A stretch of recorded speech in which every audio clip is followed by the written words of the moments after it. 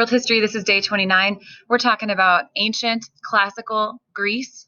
We talked about the philosophers. We talked about modern influence. We talked about famous Greeks and Greek writers and Greek thinkers.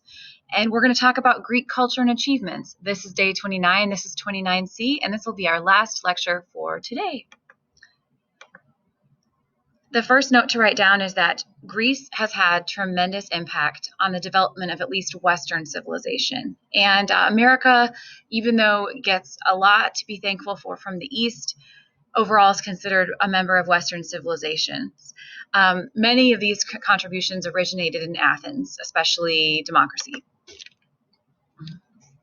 And let's see, the second note to write down is that Pericles sought to make Athens a cultural center. The new temples like the Parthenon were built, really trying to add to the glory and grandeur of the city of Athens.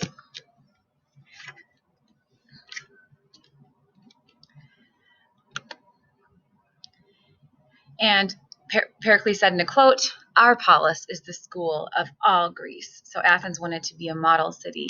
Theater, of course, was a contribution from the Greeks. Greek drama flourished. Plays were thought of as part of the city's religious festivals.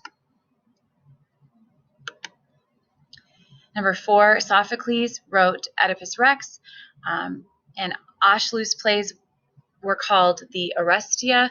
You may have heard of another play by Sophocles that was part of the Oedipus Rex series, Antigone, where there's a female hero. She wants to be able to bury her brother. Her uncle, Creon, is kind of a tyrant, and she speaks against him and risks her own life. Or I think maybe her father, Creon, actually saw that play at Concordia, Texas. Note number 5 is that skilled craftsmen and tradesmen influenced Athens' economy, whereas unskilled men were considered laborers. Slavery was very common in a lot of the Greek city-states, including Athens.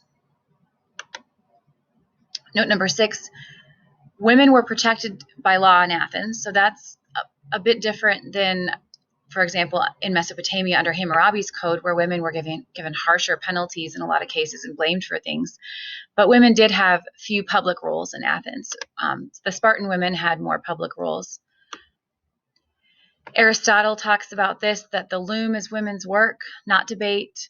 The man is by nature fitter for command than the female, just as an older person is superior to a younger, more immature person.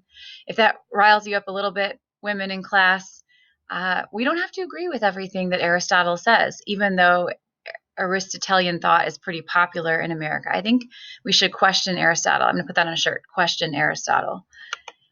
He let us off a little bit of where we should be, I think.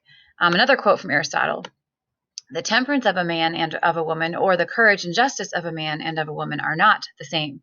The courage of a man is shown in commanding, of a woman in obeying. Silence is a woman's glory." I'm getting in trouble that I'm talking a lot. So we may discuss this after class, because I think women that you would like to discuss this probably. Aristotle. I myself, if you can't tell, I feel like Plato has more to offer the modern world than Aristotle. I think because we've taken too much of Aristotle's and ruled out things like faith and things like loving enemies. But anyway, note number 7. Prostitution in Athens and ancient Greece was legal. Same-sex relations were common, socially accepted. Note number 8, Greeks were officially polytheistic, believed that the gods lived on Mount Olympus. Number 9, Greek religion included interrelated gods and goddesses. So they, that this person is the wife of this idol, who's the son of this idol, and that kind of thing. So it was like this family of idols. And they were they were responsible for the different things that would happen.